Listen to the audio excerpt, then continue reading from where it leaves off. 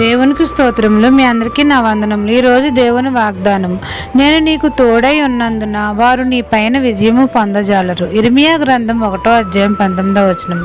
పరిశుద్ధుడైన మన తండ్రి అయిన యెహోవా మనతో సెలవిచ్చినదేమనగా, నేను నీకు తోడై ఉన్నందున వారు నీ పైన విజయం పొందజాలరు అని.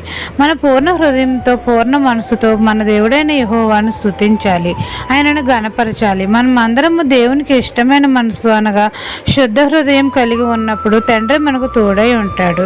మనపై యుద్ధం చేయు వారితో మన దేవుడైన యెహోవా యుద్ధం చేసి మనకు విజయాన్ని కలుగజేస్తాడు. మన జీవితంలో యుద్ధాలు రానివ్వకుండా చేస్తాడు.